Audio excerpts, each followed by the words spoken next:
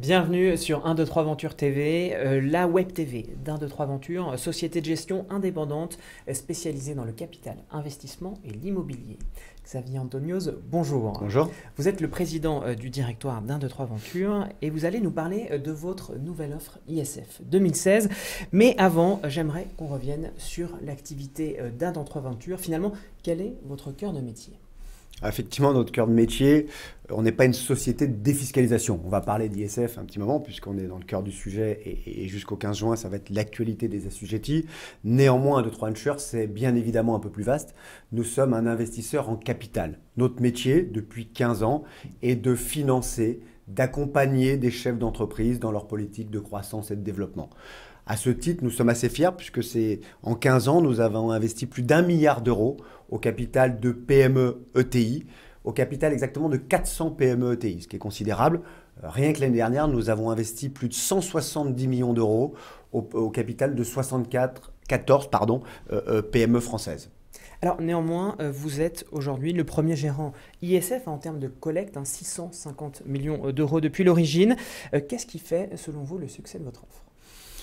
Alors, ce qui a fait le succès de notre offre depuis 2008 et le lancement de la loi TEPA, c'est que je pense que plus tôt que les autres, nous avons identifié les besoins des assujettis ISF.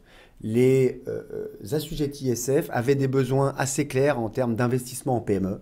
Ils ne souhaitaient pas un investissement trop long, ils ne souhaitaient pas un investissement trop volatile, trop risqué, et ils souhaitaient bénéficier du maximum de réduction d'ISF. Donc on a construit dès 2008, on s'est posé des tas de questions, on a construit dès 2008 un produit assez innovant qui permet aux clients de maximiser sa réduction d'ISF. Donc tous nos produits ISF sont investis à 100%, donc permettent de bénéficier de la réduction d'ISF maximum, on y reviendra, égale à 50%. Et nous avons travaillé sur des thématiques d'investissement, sur des mécanismes d'investissement qui nous permettent d'abaisser la durée de vie du produit, d'améliorer la liquidité et parallèlement d'abaisser la volatilité. Nous avons travaillé sur des produits, nous essayons de rendre nos produits un peu moins risqués que les produits traditionnels. Alors, quelles sont ces thématiques, justement ? Alors, les thématiques que nous avons identifiées dès 2008-2009 et sur lesquelles nous continuons d'être fortement investis, elles sont au nombre de 3-4. 1, le tourisme, à travers l'hébergement, l'hôtellerie, l'hôtellerie de plein air également, ce qu'on appelle les campings, autrement dit.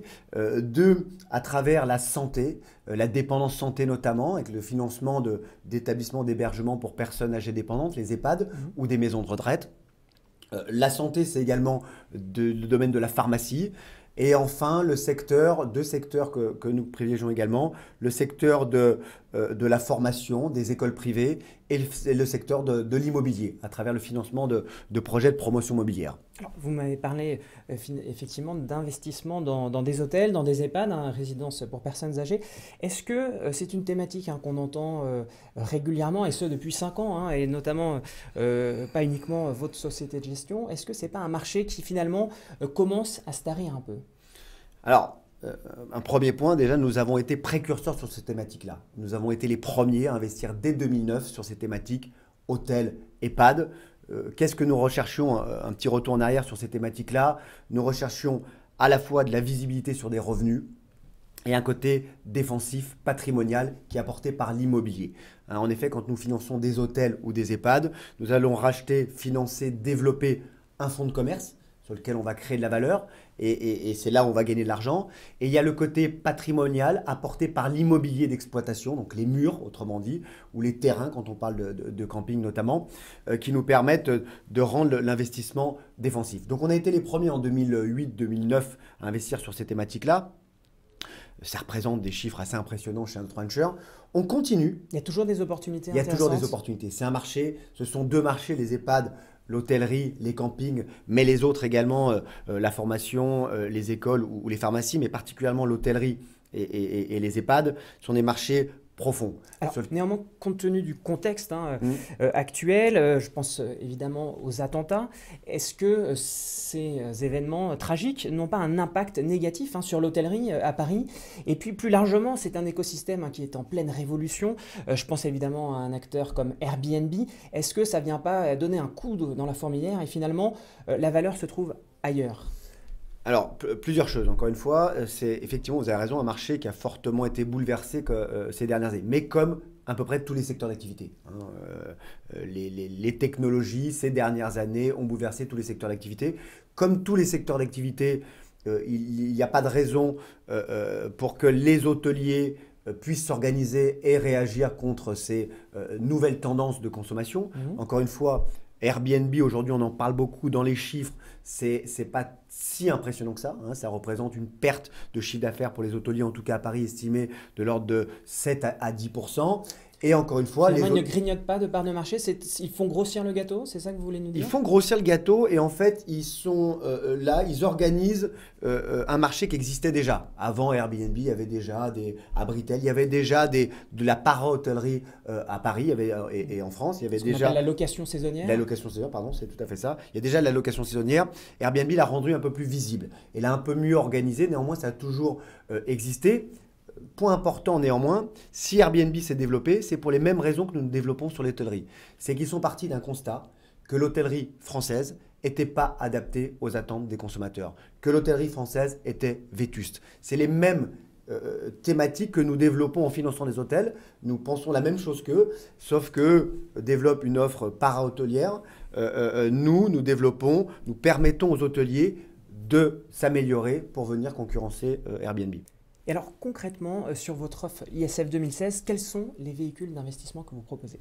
Alors cette année, comme c'est le cas depuis 8 ans, nous allons proposer une double offre pour permettre à tous les assujettis ISF de réduire jusqu'au maximum autorisé par la loi. Un premier véhicule, le plus accessible, le FIP, 1, 2, 3 France Opportunité 2, qui va permettre à nos clients d'effacer jusqu'à 18 000 euros d'ISF. Investi à 100%, il bénéficie du maximum de réduction ISF qui est de 50%. Il permet en outre à nos clients de bénéficier à la sortie d'une exonération des revenus et des plus-values à la sortie. Deuxième véhicule, 1, 2, 3 Club PME 2016, va permettre à des clients d'investir en direct dans des PME non cotées éligibles. Et ce qui permet d'augmenter l'enveloppe de réduction. Exactement, ça va leur permettre en investissant à travers ce holding ISF d'effacer jusqu'à 45 000 euros d'ISF. Réduction maximum également, 50%, et diversifié sur une dizaine de PME dans les secteurs qu'on a évoqués tout à l'heure, hôtellerie, EHPAD notamment. Dernière question, Xavier Anthonioz, une question d'actualité politique à moyen terme. Je pense à l'élection présidentielle de 2017. Certains candidats se positionnent pour une suppression de l'ISF, notamment ça fait l'unanimité dans l'opposition, à droite et au centre.